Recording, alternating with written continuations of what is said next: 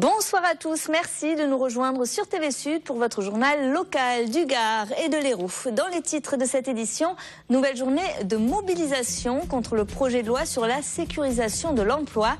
À Montpellier, ils étaient plus d'1 millier à manifester en centre-ville, plus de 400 à Nîmes.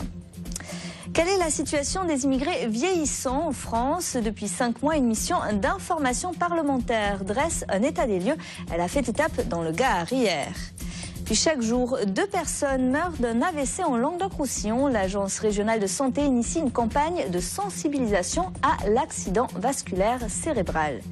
Et puis en fin de journal, on jettera un œil dans les ateliers d'outre-mer. La dernière création du fabricant héroltais de catamarans est la star du salon du multicoque qui s'ouvre demain à la Grande Motte.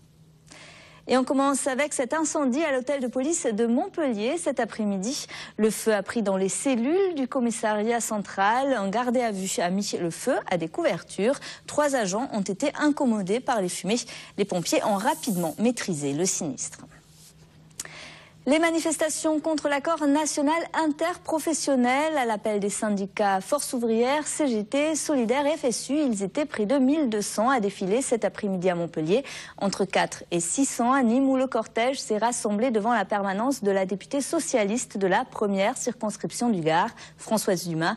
Un mois après une première journée de mobilisation, les syndicats qui n'ont pas signé l'accord du 11 janvier dernier dénoncent à nouveau le projet de loi sur la sécurisation de l'emploi. Écoutez. On est très en colère parce qu'on pense qu'effectivement ça répond beaucoup aux demandes et aux aspirations des entreprises et du MEDEF et très peu, voire pas du tout aux besoins des salariés, parce qu'il va faire un recul d'au moins 20 ans des droits sociaux. Aujourd'hui il y a des règles de mobilité, notamment en termes de suppression d'emplois, qui limitent donc les possibilités pour un salarié d'être nommé ou muté au-delà de 30 km. Demain, ça sera sur les territoires entiers. Ce n'est pas la fin, même si le texte est voté aujourd'hui avec quelques petits aménagements, il doit encore repasser devant le Sénat. Et ensuite, le texte, il est prévu dans le texte qu'il doit être encore négocié dans les branches et dans les entreprises. L'expérience nous démontre que nous pouvons encore mettre par terre des textes. C'était le cas il y a quelques années avec le CIP, qui avait été voté, qui avait été appliqué, et au bout d'1 an, la loi avait été abrogée car elle était inapplicable. Et ce sera le cas donc de ce texte, qui est contraire à certains traités européens qu'a signé la France, qui est contraire aussi à des passages du Code du travail. Donc on ne désespère pas, on ne lâchera rien. Ce texte, on va le combattre pied à pied jusqu'au bout. Le projet de loi qui a été discuté aujourd'hui à l'Assemblée nationale.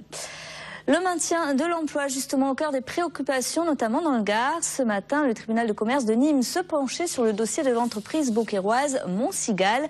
En 2007, la société a été reprise par le groupe de spiritueux Belvédère. Les détails, Alain Belon. L'entreprise beaucairoise Montcigal a été rachetée en 2006 par le groupe Belvédère. Celle-ci est en redressement judiciaire depuis 2011. 18 mois après, salariés et dirigeants se sont retrouvés devant le tribunal de commerce.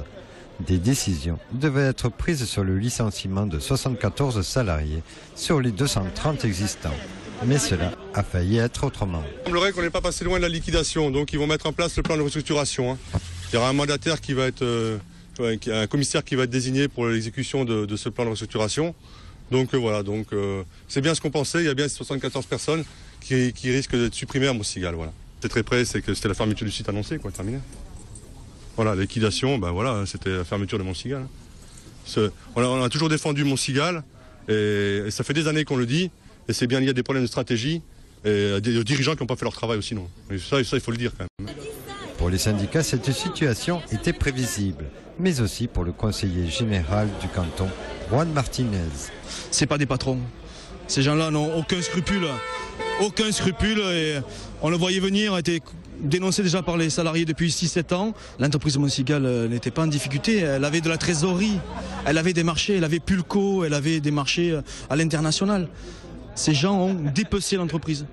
Ces gens se sont servis de cette entreprise pour, je rappelle, délocaliser le site, pour essayer de switcher sur une décision de tribunal de commerce. La direction n'a pas souhaité s'exprimer. La décision, quant à elle, sera prononcée le 16 avril. Et c'est également le 16 avril que seront fixés les 70 salariés de Tamaris. La semaine dernière, la vente de cette fonderie à un repreneur américain en 2012 a été annulée par le tribunal de commerce de Nîmes. La société alésienne est donc revenue à son ancien propriétaire. Elle est toujours en période d'observation dans le cadre d'une procédure de sauvegarde. Le vendeur et l'acheteur américain ont jusqu'à mardi prochain pour parvenir à un nouvel accord. Dans le cas contraire, la fermeture du site pourrait être prononcée. On les appelle les Chibani, les anciens en arabe algérien. Depuis novembre dernier, une mission d'information parlementaire se penche sur la situation de ces immigrés venus de l'extérieur de l'Union européenne et qui ont aujourd'hui plus de 55 ans. Hier, ces députés étaient dans le Gard à la rencontre d'anciens travailleurs migrants. Léa Smirnov et Lisa Matonnet. Khadija est arrivée en France il y a 30 ans. Elle a rejoint son mari dans le cadre du regroupement familial.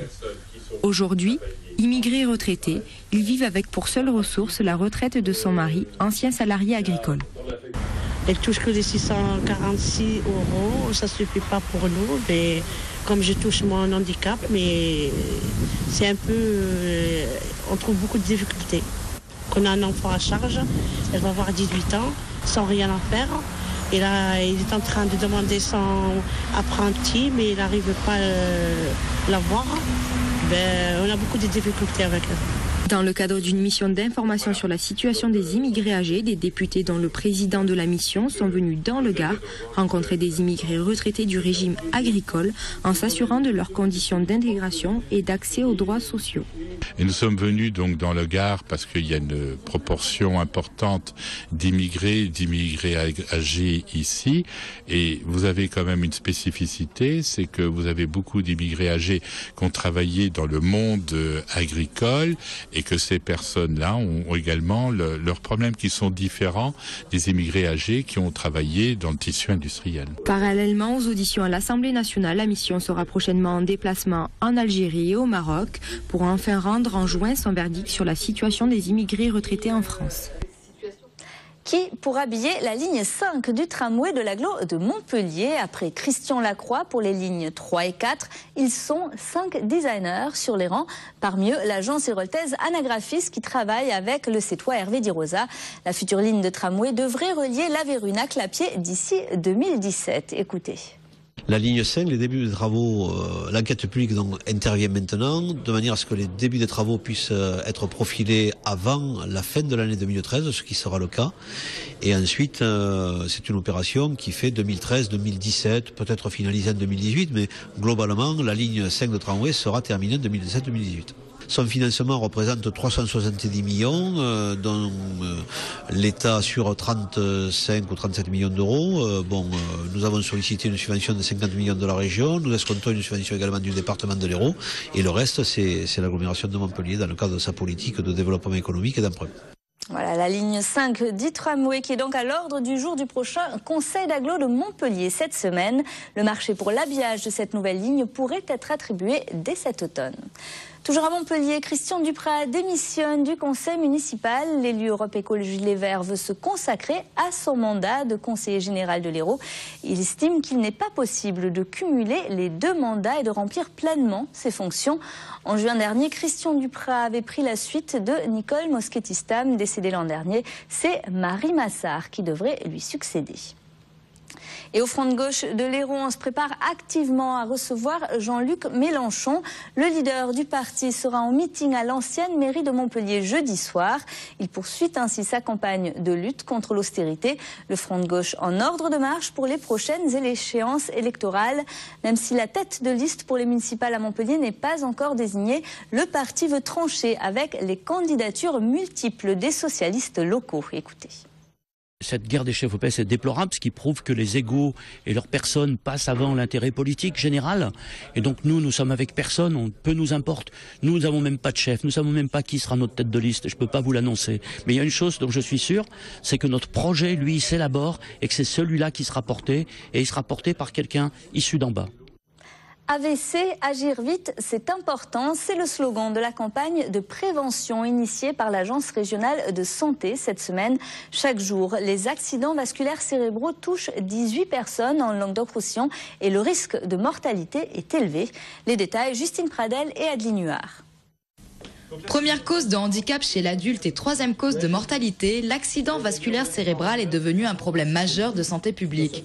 L'Agence régionale de la santé du Languedoc-Roussillon se mobilise et prévient. En cas de déformation de la bouche, de troubles du langage ou de faiblesse d'un côté du corps, il n'y a qu'un seul réflexe à avoir, appelez le 15. L'objectif, c'est le transfert le plus rapide possible vers une unité spécialisée neurovasculaire, de manière à ce que une imagerie soit faite et qu'un traitement soit administré au plus tôt.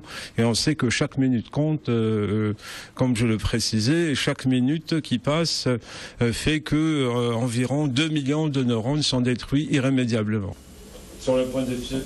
Une prise en charge et un diagnostic précoce permettent de réduire de 20 à 30% le risque et la gravité des séquelles. Jean a 79 ans et souffre d'hypertension et d'apnée du sommeil. Il y a 3 ans, il a fait un AVC. Je m'en suis aperçu sous la douche. Je sentais froid d'un côté et chaud de l'autre main. C'est là que je me suis aperçu qu'il y avait quelque chose qui n'allait pas. Et le docteur du Haut-du-Roi m'a fait venir ici, à l'hôpital, lequel j'ai été soigné. Et je me sens très bien, je fais du sport, je marche, je mange bien, je dors bien, à la suite de la surveillance des docteurs. Une bonne hygiène de vie reste le meilleur moyen d'éviter un accident vasculaire cérébral. Hypertension, tabagisme, surpoids et diabète sont les principaux facteurs de risque. Ils représentent 80% des causes d'AVC.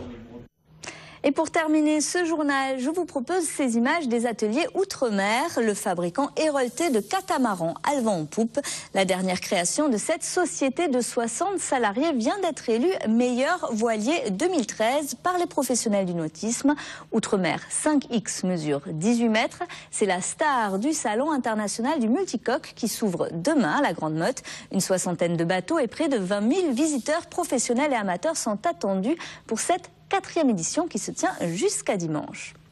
C'est la fin de ce journal, merci de l'avoir suivi. Retour de l'actu ce soir dès 10h sur TV Sud. Toute l'info régionale, nationale et internationale est dans le 22 minuit, présenté par Julien Desvages.